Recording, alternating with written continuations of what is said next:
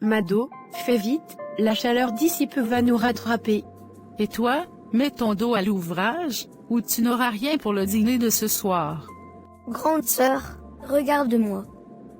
Je peux sauter par-dessus la rivière. Ah, ces enfants d'aujourd'hui, trop agités. Où va le monde? Elles viennent de mon champ. Très sucrées, tu ne le regretteras pas. Si elles ne sont pas bonnes, je reviendrai te demander mon argent. Ah, toi toujours avec tes paroles. Prends-les et dis à ta femme que j'attends toujours ses conseils pour mon jardin. Tu as cassé ma jarre. Qui va la remplacer maintenant? Moi? Pourquoi j'irais casser ta jarre? Tu ne fais que mentir, toujours. Du calme, mes filles. Nous ne sommes pas des ennemis. Arrêtez tout ça, je m'en vais appeler les notables, pour ce problème. Que se passe-t-il ici? Elle a cassé ma jarre, et maintenant elle refuse de payer. Ce n'est pas vrai, notable. Elle ment. Assez, je vais apporter ce problème jusqu'aux oreilles du chef. Mon roi, mes salutations. Oui, notable Njiki. Je viens vers vous pour un problème, entre deux femmes du village. Et c'est pourquoi ce problème? Pour une jarre cassée. Une jarre? Et c'est quoi le problème? À la sortie du marché, des cris ont attiré l'attention des villageois. Deux femmes se disputaient, autour d'une jarre cassée, et l'autre dit qu'elle ne l'a pas cassée. Ah, c'est un problème petit pour moi. Va et appelle le sage du village, il te dira comment faire ou quoi faire. Et son bas, nous avons un problème. Deux femmes se disputent à propos d'une jarre cassée, et l'autre refuse de payer, car elle dit qu'elle n'est pas la cause de ça. Une jarre cassée? Voilà qui est délicat. Donnez-moi un jour pour réfléchir. Et là tu auras ta réponse. Tout problème ne se résout pas le même moment, ou le même jour, il faut toujours réfléchir avant de sortir un verdict. Nous te faisons confiance. Nous reviendrons demain pour ta réponse. Chérie, il y a apparemment un problème au village, une histoire de jarre cassée, les gens se disputent pour peu, n'est-ce pas? Parfois, ce sont les petits problèmes qui cachent de grandes vérités. Réfléchis bien. Tu as raison. De toute façon, ils auront une réponse demain. Je dois y aller, j'ai ma parcelle qui m'attend. Nous sommes là pour un problème, qui a eu lieu hier, donc il m'est demandé de trouver une solution. La voici. Voici ma décision. La jarre sera remplacée, mais pas par l'une d'entre vous. Chaque femme doit fournir une petite part de ce qu'elle a pour qu'ensemble, nous achetions une nouvelle jarre. Mais pourquoi devrais-je donner quelque chose alors que ce n'est pas ma faute? Parce que dans ce village, nous devons nous soutenir. Aujourd'hui, c'est une jarre. Demain, cela pourrait être autre chose. Et cette décision, je pense que tous les notables ici sont d'accord avec moi, et aussi le chef. Oui, oui. Une décision sage. Suivez-la. Depuis que Yaba est venu s'installer près de nous, nos enfants tombent malades. Ce n'est pas une coïncidence. Elle doit être une sorcière. Nous devons la chasser avant qu'elle ne tue tout le village. Je te l'avais dit. Depuis qu'elle est arrivée dans notre village, rien ne va plus. Elle a toujours cet air étrange. Elle est une sorcière, c'est sûr. Comment expliquer que tout le monde tombe malade autour d'elle? Et si on ne fait rien? Elle pourrait tuer tout le village. Elle doit partir. Nous devons aller nous plaindre chez les chefs du village, il saura quoi faire avec ce problème. Grand chef, je vis vers vous pour un problème. Quel genre de problème? Nous enfants, ils sont tout le temps malades, et c'est depuis que Yaba est arrivé ici. Ce sont des accusations graves. Fais attention à ce que tu dis. Chef, il faut agir. Si nous ne faisons rien, cette femme détruira notre village. Vous n'avez aucune preuve qu'elle soit responsable. Ce genre d'accusation peut diviser notre communauté. Mais il est vrai que cette maladie est étrange. Chef, nous devons protéger nos enfants. Peut-être devrions-nous demander à Essomba. Sa sagesse nous éclairera. Vous avez raison. Et Somba a toujours eu des solutions. Allez le chercher immédiatement. Et Somba, nous avons besoin de toi. Une maladie mystérieuse frappe le village, et les gens commencent à accuser Yaba de sorcellerie. Sorcellerie? Et qui a décidé cela? Les gens sont effrayés, ils ne savent plus quoi penser. Tu es le seul qui peut les calmer et trouver une solution. Donnez-moi jusqu'à demain. Je vais réfléchir à ce problème, et vous trouver une solution. La peur ne doit pas guider nos actions. Dodi, le village est en panique. Une maladie frappe nos gens, et ils accusent Yaba. Ils veulent la chasser. Ce n'est pas la première fois qu'on accuse une femme seule. La peur rend les gens aveugles. Mais qu'as-tu observé de cette maladie? Elle semble frapper les enfants et ceux qui mangent du maïs. Peut-être que ce n'est pas une maladie envoyée par des esprits. As-tu vérifié le grenier du maïs? Si le maïs est pourri ou infesté, il peut rendre les gens malades. Dodi, ta sagesse m'émerveille toujours. Demain, je vais proposer cette solution. Mon roi, je suis là pour une solution. Écoutez-moi, chez villageois, voici ce que je pense. Vous êtes effrayés, et cela est normal. Mais accuser Yaba sans preuve est une erreur. Je vous demande de vérifier vos greniers. Si le maïs est pourri ou infesté, il est possible que cela cause la maladie. Et si ce n'est pas le cas? Que ferons-nous d'elle? Commencez par chercher la vérité avant de juger. La peur n'est pas une excuse pour l'injustice. Et Somba avait raison. Le problème vient du maïs. Nous avons accusé Yaba à tort. Vraiment, il a toujours raison, je ne sais pas comment il faire, sûrement il convoque les esprits. Chef, une fois de plus, le sage du village, avait raison. Vraiment, il est très fort. C'est vraiment de la sagesse. Nous devons lui présenter nos excuses.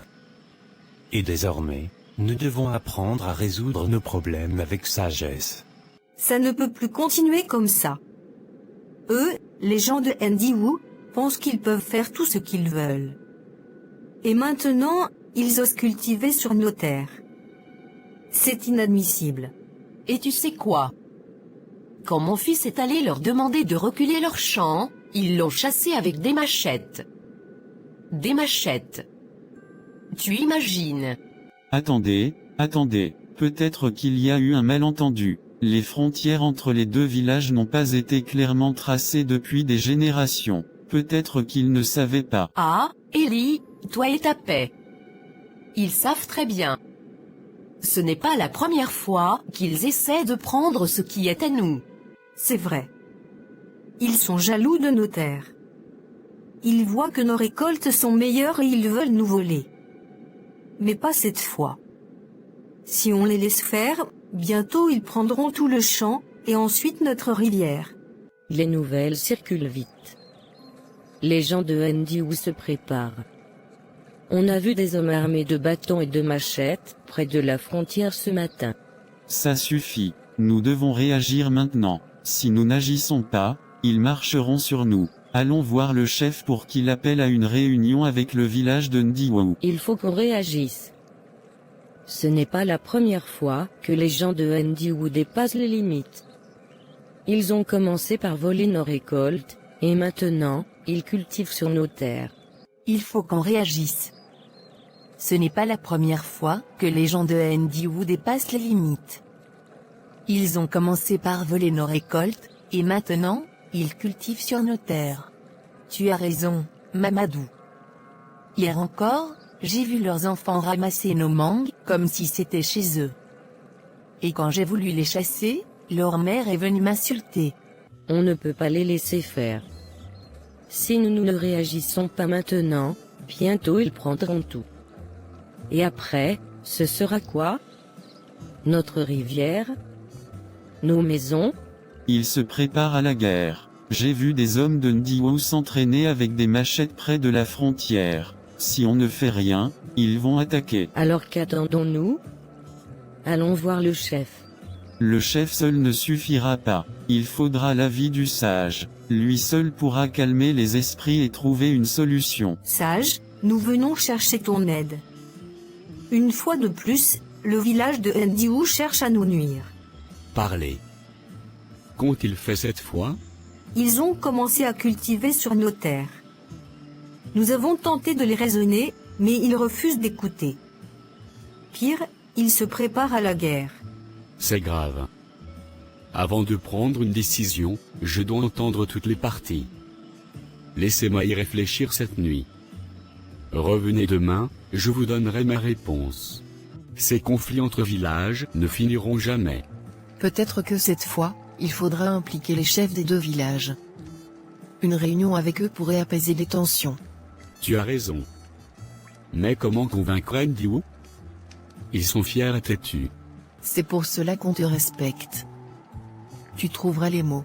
Ces gens de Ndiou sont devenus insupportables. Si nous les laissons faire, ils finiront par penser que nos terres leur appartiennent. Mais, si nous ripostons, cela pourrait déclencher une guerre. Nous ne pouvons pas rester assis pendant qu'ils volent nos terres. Il faut montrer notre force. Chef Ndong, Mamadou, la force peut sembler une solution immédiate, mais elle laisse toujours des blessures profondes. Avant de penser à des représailles, nous devons tenter de résoudre ce problème pacifiquement. Comment proposes-tu que nous procédions, sage?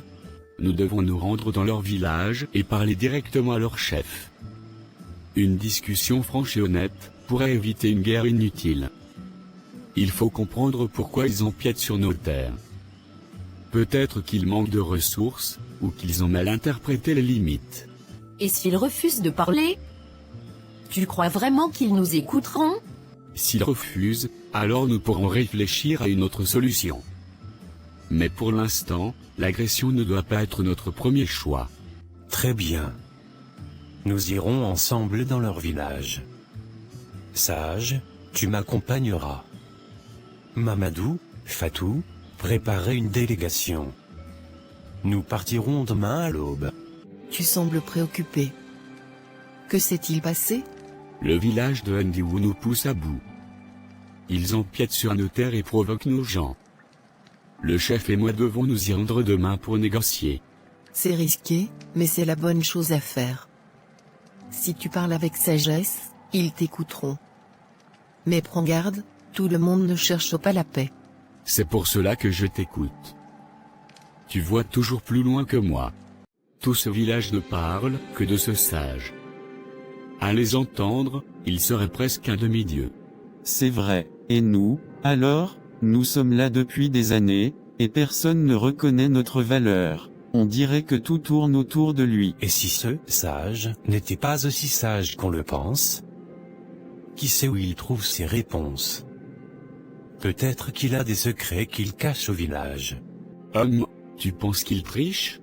Il suffit de semer le doute. Les villageois sont faciles à influencer. Un mot ici, un soupçon là, et bientôt, ils commenceront à se poser des questions. C'est une bonne idée. Si nous faisons bien les choses, le chef pourrait même commencer à douter de lui. Laissez-moi m'en occuper.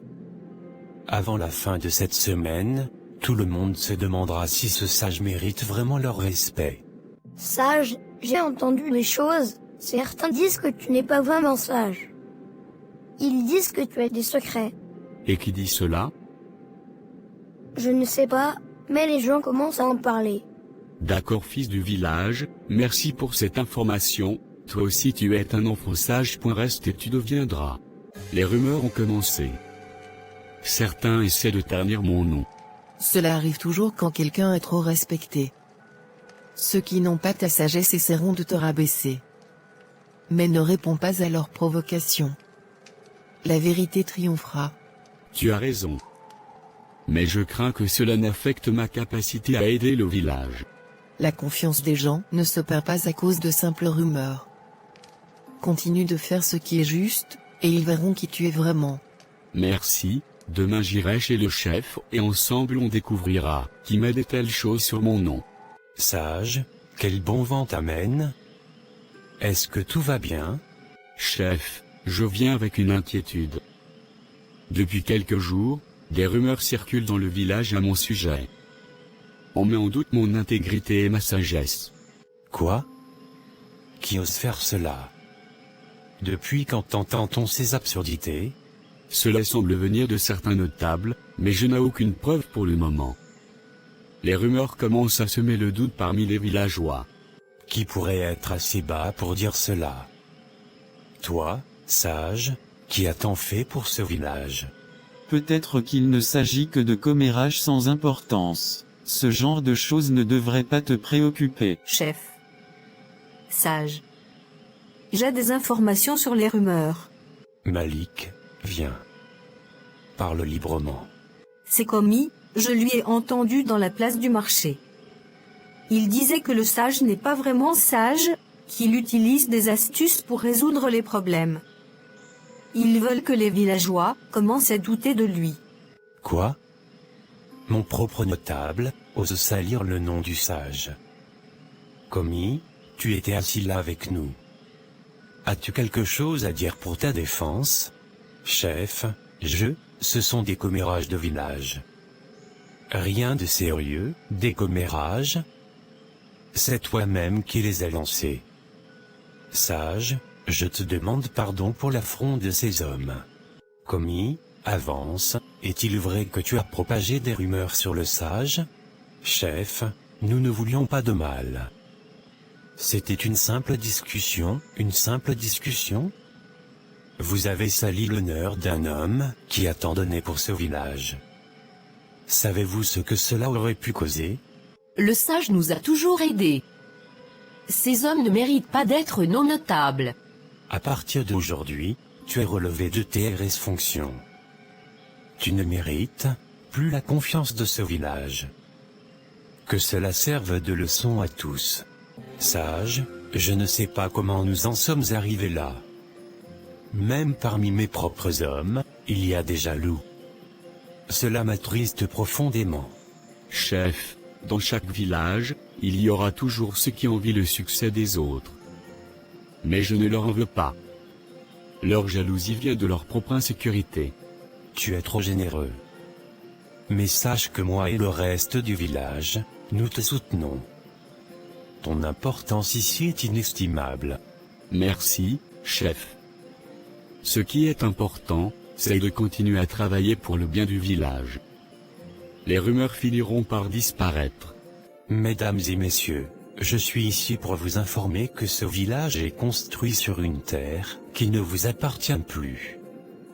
Voici les documents prouvant que cette terre est désormais la propriété de notre société. Que dites-vous là? Ces terres appartiennent à nos ancêtres. Nous vivons ici depuis des générations. Peut-être dans vos histoires, mais sur le papier, tout est clair. Nous vous donnons 1 mois pour quitter ces lieux. Sinon, nous viendrons avec la force de la loi. Sage, je ne sais plus où donner de la tête. Ces étrangers sont venus avec des documents. Ils disent que ces terres leur appartiennent désormais. Ce n'est pas la première fois qu'on essaie de nous prendre au notaire, chef. Ces documents, ils sont sûrement faux. Nous devons vérifier leur authenticité. Non, sage. J'ai moi-même consulté l'un de nos fils, qui travaille dans l'administration. Il dit que les papiers sont vrais. L'État a vendu nos terres, sans même nous consulter. Cela veut dire que le combat ne sera pas facile. Si l'État est derrière eux, que pouvons-nous faire? Nos voix seront étouffées avant même d'être entendues. Justement, c'est pour cela que je suis venu te voir.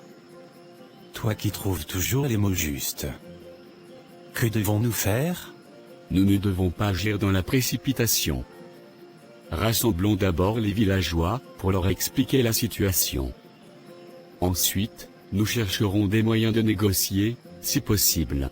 Sage, tu sembles préoccupé ce soir. Que se passe-t-il? Un grand malheur s'abat sur nous. L'État a vendu nos terres. Ces étrangers veulent nous chasser. Vendu nos terres? Mais comment est-ce possible? Ces terres appartiennent à nos ancêtres. C'est ce que je pensais aussi. Mais les papiers sont vrais. Le chef les a vérifiés. Alors que faire? Nous ne pouvons pas laisser cela arriver. Si nous perdons ces terres, nous perdrons tout. Je ne sais pas encore. Mais nous devons trouver une solution qui ne mène pas à la violence. Les étrangers ont le soutien de l'État. Peut-être que nous devons leur parler directement. Comprendre leurs intentions, et voir s'il y a une chance de négocier. Tu as raison. Peut-être qu'il existe encore une issue. Je parlerai avec eux demain. Monsieur Kalala, je suis venu pour parler. Ces terres sont notre héritage. Nous ne pouvons pas les abandonner. Je comprends vos sentiments, vieux sage. Mais les affaires sont les affaires. Nous avons payé pour ces terres, et tout est légal. Et que comptez-vous faire de notre village? Où iront nos enfants, nos femmes, nos anciens? Pensez-vous qu'ils survivront ailleurs? C'est triste, je l'admets. Mais ce n'est pas mon problème. Peut-être que vous pouvez négocier avec l'État pour obtenir une compensation. N'y a-t-il vraiment aucun moyen de coexister? Peut-être que nous pourrions trouver un compromis. Une partie des terres pour votre projet, et l'autre pour le village. Je ne peux rien promettre, mais je peux transmettre votre suggestion à mes supérieurs. Cependant, ne vous attendez pas à grand-chose. D'accord, merci. Ils n'écoutent pas. Ce sont des hommes d'affaires. Ils ne voient que l'argent. Peut-être. Mais nous devons rester unis. Si nous perdons notre cohésion, ils gagneront facilement. Tu as raison.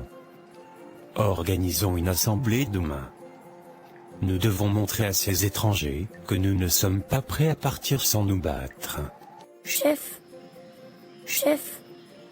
une grande nouvelle. La femme de Tataimawa vient de donner naissance à des jumeaux. Des jumeaux? Mais c'est un grand présage pour notre village. Cela n'était pas arrivé depuis des générations. En effet, chef. Les jumeaux symbolisent souvent l'équilibre et la prospérité dans nos traditions. Peut-être que cette naissance est un signe pour nous. C'est un bon signe. Mais que devons-nous faire pour en comprendre le message? Laissez-moi aller voir cette femme. Peut-être que dans les circonstances de sa naissance, je trouverai un éclairage sur ce que les ancêtres veulent nous dire. Je vous donnerai une réponse dès demain. Nous comptons sur toi, sage. Ces jumeaux arrivent à un moment critique, et peut-être qu'ils portent la clé de notre avenir. Ma femme, le village célèbre aujourd'hui une naissance extraordinaire. Des jumeaux. Le chef pense que c'est un signe. Des jumeaux? Oui, c'est un signe. Mais qu'attends-tu de moi? Je ne suis pas devin. Tu n'es pas devin, mais tu as toujours les mots justes. Dis-moi, que dois-je chercher en rendant visite à cette femme? Les jumeaux portent l'équilibre, mais ils portent aussi une dualité. Tout équilibre naît de la gestion des contraires. Pose des questions sur sa grossesse, les difficultés qu'elle a rencontrées, et comment elle a surmonté ses épreuves. Peut-être que ces réponses te guideront vers une solution. Tu as raison. Les jumeaux portent l'équilibre. Peut-être que cette naissance nous montre que nous devons trouver un équilibre avec ces étrangers. Je vais voir cette femme. Félicitations pour cette naissance, ma fille. Les ancêtres t'ont accordé une bénédiction rare. Merci, sage. C'est un grand honneur pour ma famille. Mais cela n'a pas été facile. Raconte-moi. Parfois, les épreuves que nous traversons portent en elles des messages importants. Pendant ma grossesse, il y a eu beaucoup de complications. Certains disaient que je ne survivrais pas à l'accouchement. Mais j'ai tenu bon, et avec l'aide des femmes du village, j'ai surmonté chaque difficulté. Tu as surmonté des obstacles grâce à l'unité et au soutien. Peut-être que c'est cela le message des ancêtres. Le village doit rester uni, même face à l'adversité. Je te remercie pour tes paroles, ma fille. Elles éclairent mon chemin. Mes frères, mes sœurs, cette naissance est un signe. Les jumeaux symbolisent l'équilibre et la dualité. Leur venue nous montre que, même face à des forces opposées, il est possible de coexister. Mais comment coexister avec ces étrangers, sages? Ils ont le soutien de l'État, et nous ne sommes que de simples villageois. En écoutant la mère des jumeaux, j'ai compris une chose, l'unité est notre plus grande force. Nous devons proposer une coexistence où chacun trouve sa place. Donnons-leur une partie des terres, mais exigeons qu'ils nous laissent la zone où se trouvent nos champs et nos forêts sacrées. Cela pourrait fonctionner. Mais s'ils refusent, alors, nous irons voir l'État avec une voix unie. Nous montrerons que nous sommes prêts à collaborer, mais pas à tout sacrifier. La sagesse et la solidarité sont nos armes. bienvenue à nouveau. Avez-vous réfléchi à notre proposition? Chef Endong, nous avons pris le temps de réfléchir à vos conditions. Et pour être honnête, nous avons rencontré plusieurs obstacles depuis que nous sommes ici. Certains de vos villageois ont refusé de nous laisser passer, d'autres nous ont menés vers des chemins impraticables, et nous comprenons cela. Nous comprenons que ces terres ne sont pas qu'un espace de culture, mais un héritage sacré pour vous. Après tout ce que nous avons vu et vécu ici, nous sommes prêts à accepter votre proposition de coexistence.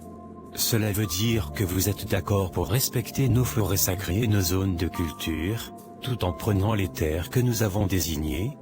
Oui, chef. Nous souhaitons seulement travailler sur les terres que vous nous avez concédées. Nous respecterons vos coutumes et éviterons les zones qui vous sont sacrées. Votre parole est importante. Mais si, une promesse n'est pas seulement un engagement entre deux hommes. Elle est aussi un serment vers les ancêtres. Si vous la trahissez, vous devrez en subir les conséquences. Nous comprenons. Nous ferons tout pour mériter votre confiance. Si vous respectez nos traditions, nous vous respecterons. Mais sachez que la moindre trahison mettra fin à cet accord. Ainsi soit-il. Nous vivrons en paix, mais toujours avec vigilance. Ceci est un acte de bienvenue. Mais souvenez-vous, ici, la terre a une âme. Si vous la respectez, elle vous accueillera. Sinon, elle vous rejettera. Nous avons beaucoup à apprendre de vous. Merci de nous donner cette chance. Les étrangers ont accepté. Je ne sais pas si cet équilibre durera, mais pour l'instant, nous avons évité un conflit. Un équilibre n'est jamais définitif. Il faut constamment l'entretenir. Mais ce que tu as fait aujourd'hui montre que la sagesse peut triompher de la force. Et cette sagesse, je la tiens de toi. Merci de toujours me guider, même dans l'ombre.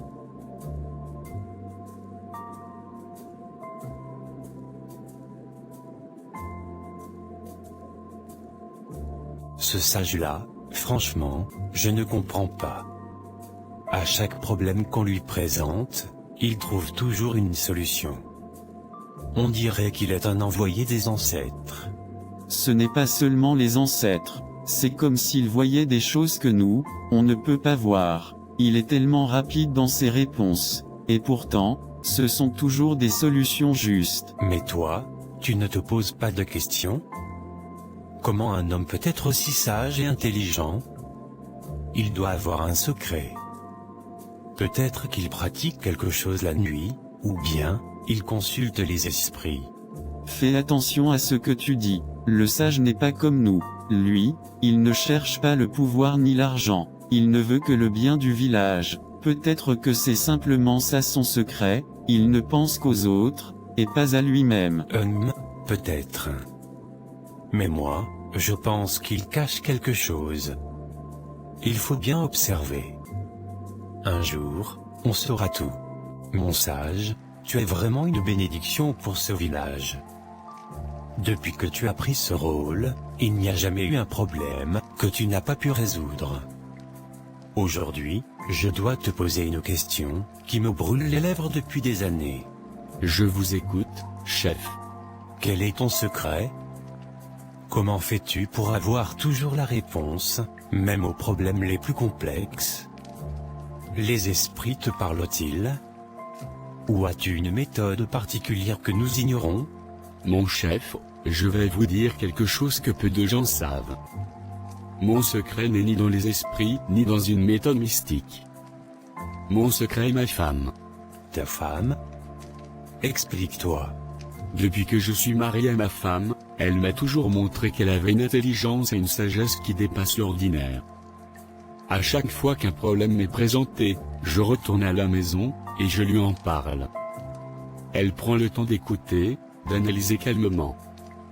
Ensuite, elle me dit ce qu'elle pense, et moi, je m'appuie sur ses paroles pour agir. Et, elle a toujours raison? Toujours, chef. Toujours. Depuis le jour où je l'ai rencontrée, je l'ai écoutée. Elle ne parle jamais pour ne rien dire. Et chaque solution qu'elle propose, c'est comme si elle voyait les choses avant qu'elles n'arrivent. J'ai appris à lui faire confiance sans jamais douter. C'est une grande femme, alors. Une femme que peu de gens connaissent vraiment, mais qui est à l'origine de tant de solutions dans ce village. Exactement. Elle ne cherche ni la gloire ni les éloges. Tout ce qu'elle veut, c'est que le village vive en paix. Elle reste dans l'ombre, mais c'est elle qui éclaire mon chemin. Eh bien, sage, tu viens de me montrer que derrière chaque grand homme se cache une femme encore plus grande. Si seulement tout le village savait. Ce n'est pas nécessaire, chef. Ce que nous faisons, c'est pour le bien de tous, pas pour recevoir des louanges. Le jour viendra peut-être où ils comprendront, mais pour l'instant, je veux juste continuer à protéger ce village avec son aide. Et tu le fais bien, très bien. Que les ancêtres vous gardent, toi et ta femme.